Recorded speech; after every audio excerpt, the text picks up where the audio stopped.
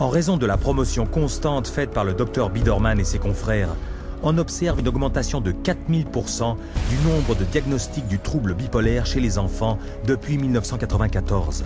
Et le nombre d'ordonnances d'antipsychotiques prescrites aux enfants a quintuplé, atteignant à peu près 2,5 millions d'ordonnances. En 2008, le Dr Biderman a été accusé à la suite d'une enquête du Sénat de ne pas avoir déclaré 1,6 million de dollars de revenus personnels provenant de laboratoires pharmaceutiques. Mais les dégâts avaient été faits. À cause de cette lubie des troubles bipolaires inventés par le Dr Biderman, les antipsychotiques ou neuroleptiques, psychotropes parmi les plus forts que l'on prescrive, sont des drogues de choix pour la psychiatrie. Les 3 antipsychotiques qui se vendent le plus rapportent en tout 25 000 dollars bruts toutes les minutes. Et même si l'industrie des psychotropes rapporte déjà beaucoup, les psychiatres font tout pour fournir des diagnostics qui la rendent encore plus lucrative. Let's say this is the pie right here of a certain class of medications, and this is a pretty profitable pie, and everybody wants a piece of that pie. But what would happen if we made that pie even bigger? And how you make the pie even bigger is by expanding the uses for those drugs. They've already got a drug that's approved on the shelf. They can just pull it off the shelf, rename it, repackage it, and say, look, we've got a new drug for a new illness. When Prozac's patent ran out, Eli Lilly had to look for a new source of profits.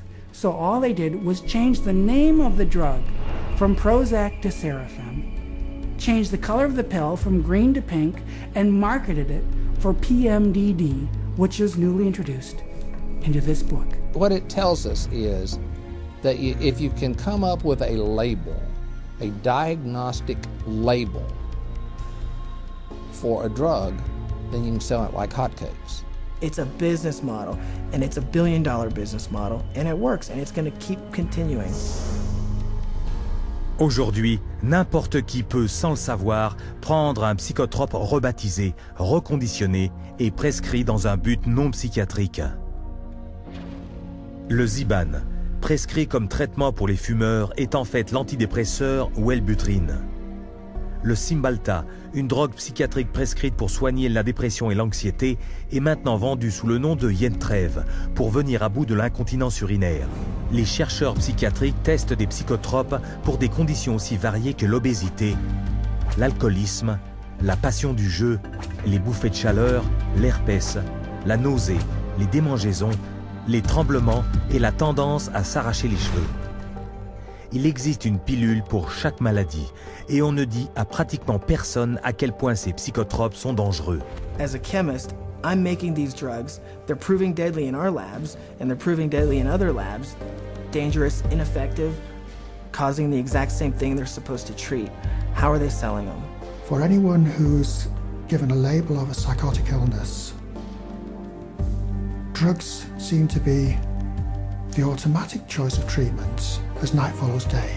That's all psychiatry does. It's dominated by psychopharmacologists who do nothing but manage symptoms by dispensing pills. That's it.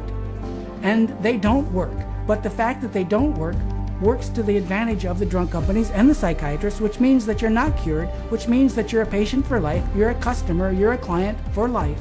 And the worse your health gets, the more drugs you need. It's a great deal for them. We should all be up in arms about the way we're being treated by psychiatry today. This is a very dangerous industry that has gone so far overboard in inventing fictitious diseases and drugging our children and our population that I consider it to be engaged in crimes against humanity. Avec plus de 80 milliards de dollars rapportés par an par les psychotropes, il est impossible d'échapper à la vague de maladies psychiatriques qui submerge la société d'aujourd'hui. Mais derrière le marketing des psychotropes se cache un secret que les patients des psychiatres seraient choqués d'apprendre. Comment a-t-on testé ces médicaments et quels en sont les dangers ?